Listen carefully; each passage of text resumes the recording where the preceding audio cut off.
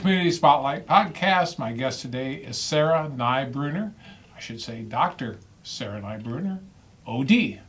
Glad to have you here. Thanks for having me. You're here for Ohio Eye Associates, and I'm always glad to have you there and here and everywhere else. See, my mind is going all over the place.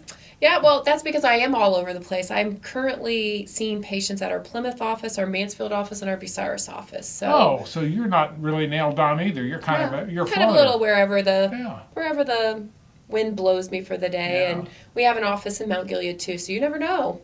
No, I won't be going there, but you know. Yeah, I understand what you're saying. Sometimes your path you think is going a certain way, but it's really not on that path. It just kind of rolls with it. Yeah.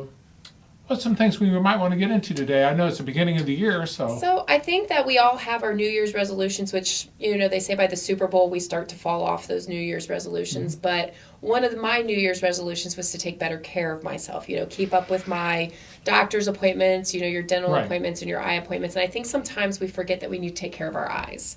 Absolutely.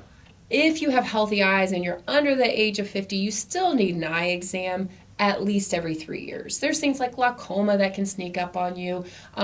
We live in a hotbed for, histoplasmosis. There's different diseases. The sooner you catch those things, the less likely you will be to go blind.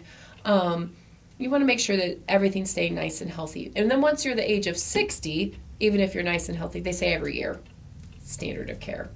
What do you do when you're over the hill like me? Every year still. Every year still? Yes. And I do see you every year. You do see I every should year, say yes. for transparency purposes, I am a patient of yours. So that's your misfortune to have me as your patient. No, or my luck. Wait, boy, you're good at this. See, I try. You know how to zig and zag on this. But so we do as young as the age of 6 months, and every kid should have one by the age of 3. So it's one of those little checkpoints, if you have a grandkid or a child and they're 4 or 5 and haven't had an eye exam, they should get in just to make sure their eyes are healthy and both are working together, and that there's nothing that's going to impede on their learning. Yes, I was going to say, because that can become a real issue, and sometimes they're not even thinking about a basic thing about that could be their eyes. Absolutely, and kids don't know. I mean, if their world is blurry, that's all they know. They think it's normal. They think it's how you see and how I see. That's their norm unless they figure out otherwise. Yeah. Well, it makes a lot of sense to me. Yeah. And like I said, there's a lot. By the way, I should mention this too. I went on the website for Ohio. Yeah. You have a lot of great things on there. I just want to kind of, just for a moment here, you get into things like cataracts, glaucoma, all these things you're talking about, LASIK surgery, all these various things.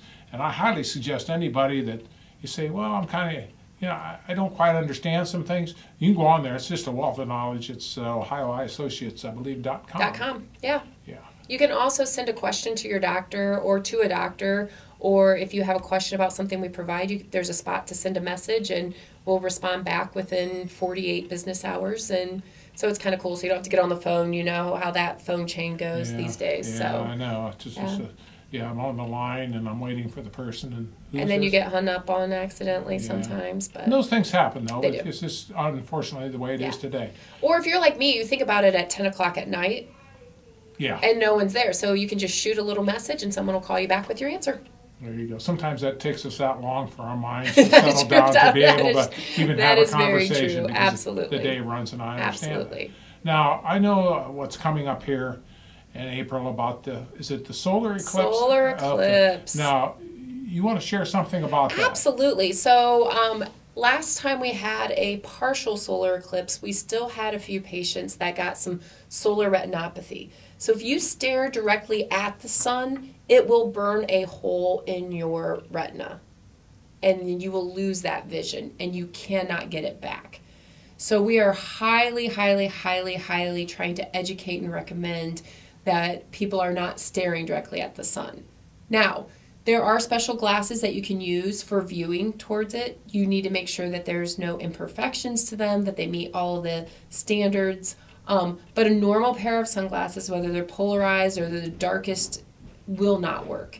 And it's not worth the risk. So if I stare at it, basically it just sunburns the center part of your vision, and then you'll have a missing spot in your vision. So Our company has ordered, I think, 3,000 of the solar glasses. We're hoping they come in pretty soon. We're going to donate them to the schools between Richland County and Crawford County.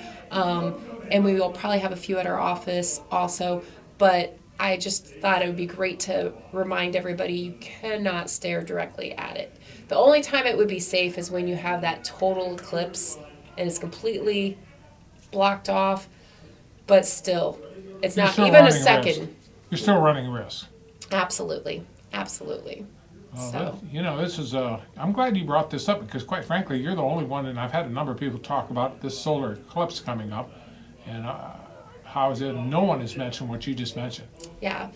And I mean, little kids especially, we'll all be excited and say, look, look, look. Yeah. And then they're going to stare. And we'll have kids that come in and they just had a staring contest at the sun, or someone shot a Oh, my laser in their goodness. eye. And once that damage is done, we don't have the technology to repair it yet. So, and you only get one set of eyes, so we got to take good care of them. Yeah. So, Well, I'm glad you brought this up because, quite frankly, I hadn't even not thought about all that. Yeah. But, of course, if anything turns dark, at my age, I just fall asleep. So I'm not looking at anything other than, in the back of your eyelids. yeah. Yep. That's kind of Too the way it funny. rolls with me. Anything else you want to do today? You and I sort of have relaxed interviews because we've known each other for a while, and it's always fun doing an interview with you. Yeah, don't UV protection no matter what all the time is one of the best things you can do for your eyes. Don't smoke. That includes vaping. I got to tell these kids these days because they think that, vaping is safe. It isn't. And, take a good multivitamin. Eat healthy. I think move your body a little more and stay healthy. The healthier you are, the healthier your eyes will be. Well, I think that's probably a good way to leave this podcast. Absolutely. I'll tell you, again, I want to thank Sarah Nye Bruner from Ohio Eye Associates, here located in Bucyrus, down at 129 South Walnut Street. You can go to the Ohio Eye Associates website. You can go on Facebook. Where do they call for an appointment? 419-756-8000. Okay, 419-756 8,000. 8,000. Sarah, thanks a lot for being Thank on you. here, and thanks for that word of caution about that. Because, like I said, it never even crossed my mind. I knew it, but it's just something. And I hope some other people will heed what you're saying because it is Thank very you. serious. It is. Thank you. Okay, thank you very much for being on the podcast. Thank you.